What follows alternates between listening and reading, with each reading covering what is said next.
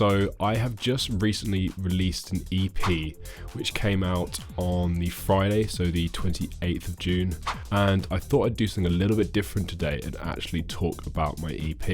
A lot of the time in dance music, I don't think you see many producers actually talk about their music. There's no context behind it, and usually they just go link in bio and post the artwork, and that's kind of done.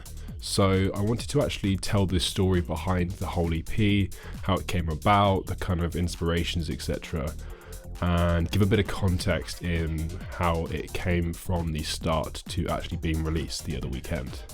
So it came out on LOCUS, and if you're not sure, that is the sister label for Fuse, and that is run by Enzo Siragusa. I originally got in touch with Enzo because after I released on Microhertz, which is Archie Hamilton's label, he actually got the A&R for LOCUS, which is Daniele, who is now also my booking agent. He basically got in touch to say that Enzo wanted to get some of my music. So that was really kind of how I got the ball rolling, started to speak to Enzo, and I was sending him music over and over again. And it was just before Glastonbury, which is when I made the first track, and I made it around the Tuesday, Wednesday time, just as Glastonbury was starting. And then it was either Wednesday or the Thursday that I then sent it to Enzo, and then it was actually played out by Enzo on the Friday at Glastonbury.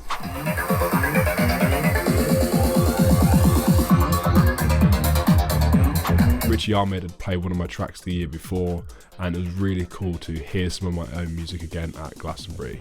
After that, Enzo was playing it at pretty much like every set for, I don't even know how long, but it was pretty much the majority of the summer, which was literally insane. Like the amount of support that I got from Enzo was just crazy, and yeah, it meant a lot to me really. And with the vocal being quite catchy and that really big build up and everything, it was really cool to see it as a big standout in some of his sets. He played it in places such as South America, in the Netherlands, literally all over on his tours around the world. Then fast forward to a year later, it is almost 1 year to the day where not only did I make it, but then I also sent it to Enzo. So the fact that it got released on Glastonbury weekend feels quite special, because it feels like a real full circle moment to be coming back to where I first sent it to Enzo, and obviously that was the first place he ever played the track out. And then on the Sunday night of this year's Glastonbury, I then had Lauren Losung play it on the Fuse stage.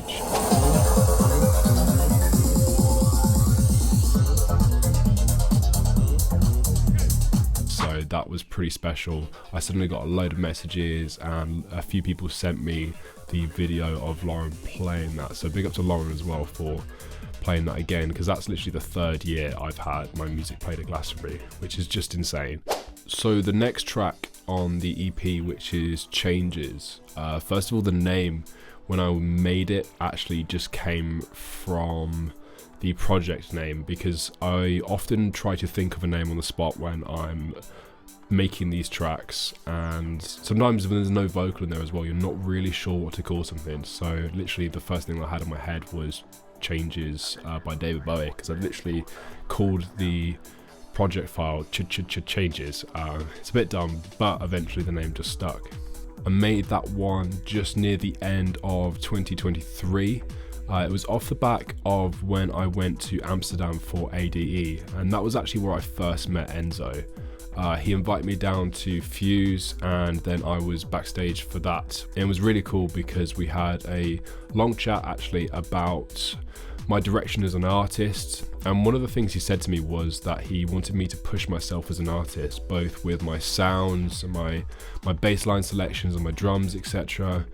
And I think especially when Enzo originally asked to sign the track, and I was really wanting to finish that EP, lots of people were asking me about the track and everything, and I kind of got into this little bit of a rut with the songs that I was making. So a lot of it was very similar, just because I was trying to almost tick boxes thinking, oh, what will Enzo like? Having had that conversation with Enzo afterwards and saying he just wanted me a bit to explore a few more avenues, etc., it really kind of confirmed what I already knew, in that actually I just need to be back to making music for myself again. And that was actually one of the first tracks that I made, having had that conversation with Enzo.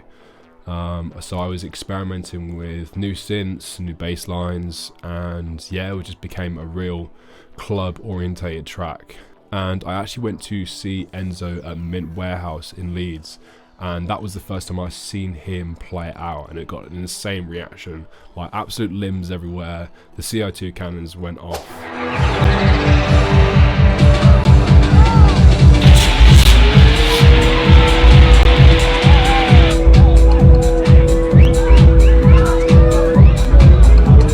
Yeah, that was really cool to see. So that was again a big track on the EP, and yeah, it was a real kind of signifier for really kind of reclaiming a bit of creative energy back to myself, and it was really opened up the directions on where I wanted to go as a producer. So after Mint, that was one of the ones that I was very, very happy with that kind of siren noise going off and a really subby bass line. It's something very different to what I normally produce, but again, that is exactly what I wanted to do, be pushing myself and trying to create sounds that weren't just the same track over and over again. The next track on the EP, which is called Locally Sourced. The name doesn't really mean anything, to be honest. It's just kind of one of those ones that I just named off the bat.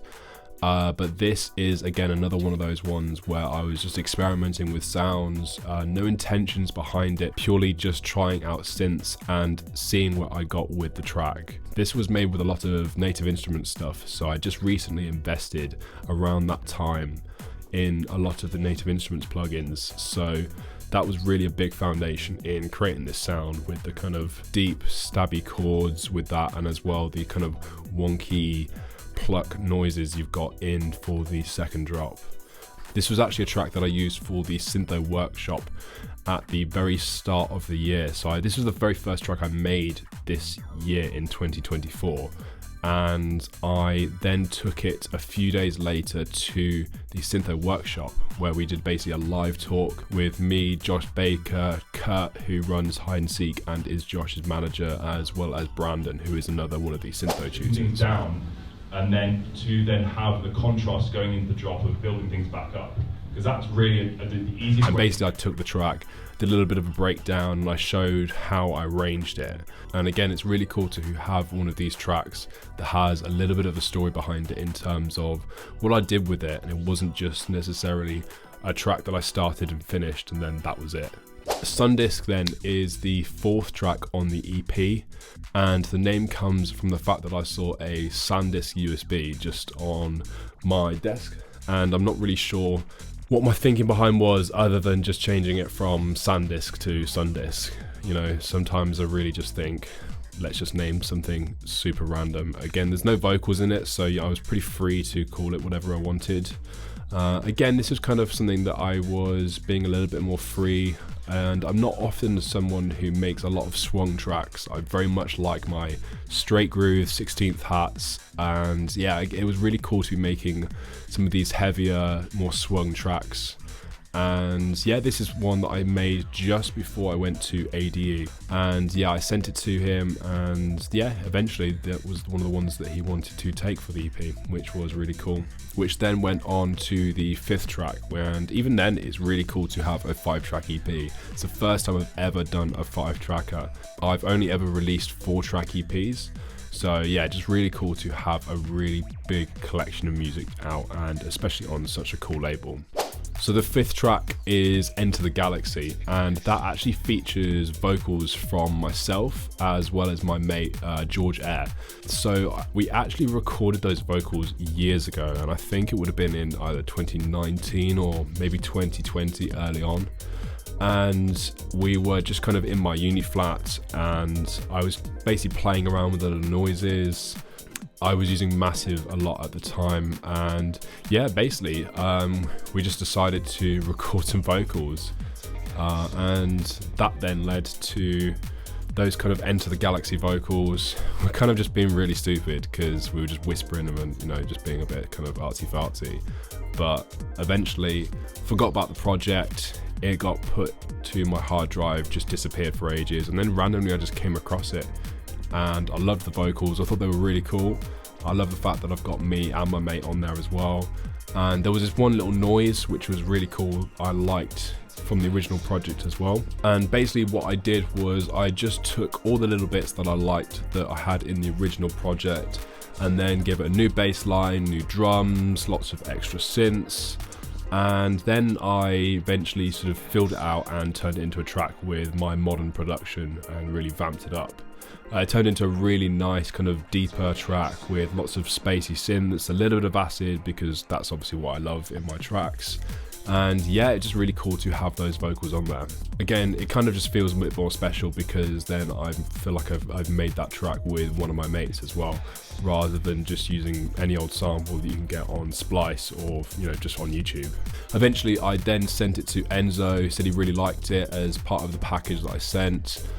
He did actually do a little bit of A&R for me as well, though, was saying kind of just add a few extra layers here and there.